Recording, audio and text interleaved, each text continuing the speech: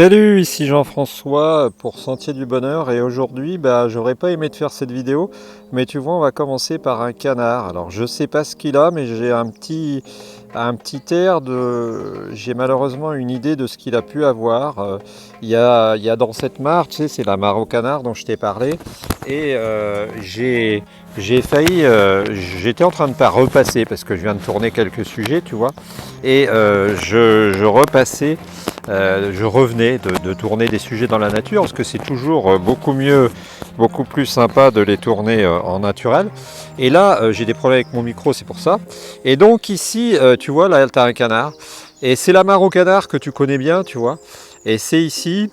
Et puis, je sais pas ce qu'ils ont fait, il doit bientôt curer, mais tu vois, c'est en train de se vider. Puis il y a trois canards. Et si tu es avec nous, eh bien tu es habitué à cette mare au canard où je viens tourner. Et là, tu vois, j'ai peur de savoir ce qui lui est arrivé. Il y a un pauvre canard qui a un problème. Et ça ressemble fort bien à un coup de fusil, ça. Ça ressemble à un coup de fusil. Parce que il a un problème. Et que j'ai peur que la chasse ait repris. La chasse est repris, ouais. Et ça m'inquiète. T'entends des coups là. Et puis je vais te montrer ma trombine quand même. Je vais te montrer ma trombine parce que pour te parler de la chasse, j'avais pas prévu de te faire un sujet là-dessus. J'avais pas prévu, mais je vais t'en faire un quand même. Je vais ressortir mon écran et je vais te parler de la chasse et je vais te parler de mon expérience personnelle. Parce que j'ai été un gros con par le passé. Je suis toujours un gros con, mais je le suis un peu moins. Et qu'est-ce qui s'est passé voilà quelques années quand je suis né, tu sais, j'ai 55 ans. Qu'est-ce qui s'est passé? Eh bien, quand je suis né dans un milieu rural. Tu entends les coups de pétard dans le marais. Et je suis né dans un milieu rural et j'étais un cinglé de la chasse. Dès que j'étais jeune, j'ai imité mon père. J'en veux pas à mon père. C'est quelque chose d'assez traditionnel, la chasse. Et j'ai été très con. J'étais très con parce que j'avais une carabine, parce que j'étais fou de tout ce qui était vivant et puis je tirais sur tout. J'ai même tué un roitelet une fois pour te dire la connerie que j'ai pu faire. Et j'ai tué beaucoup d'oiseaux, j'ai tué des rats musqués, j'ai tué beaucoup. Je faisais aussi de la chasse sous-marine. Et je m'en repens et je pense que jamais ma vie ne sera assez longue pour demander de pardonner d'avoir pris toutes ces vies.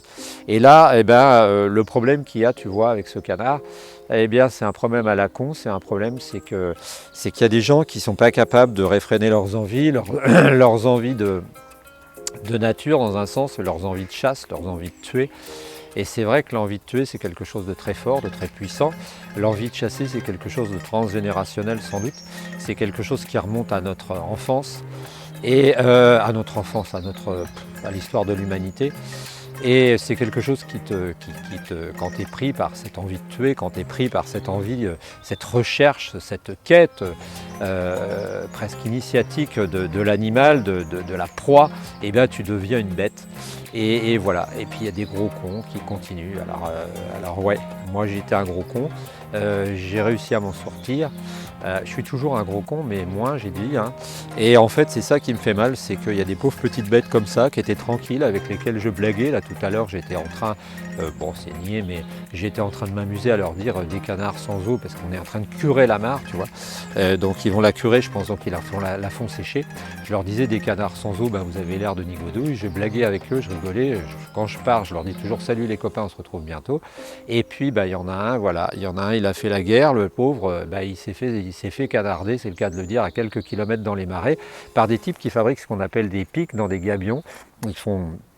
Ils leur font des petites mares comme ça, et puis les types, les canards, ils atterrissent gentiment, comme ils croient que les humains, c'est tous des gens comme moi, qui leur parlent bêtement, et puis ils se font tirer dessus. Et puis là, tu as un pauvre canard qui est en train de mourir bêtement, qui n'a rien compris parce qu'il a dû prendre un plomb.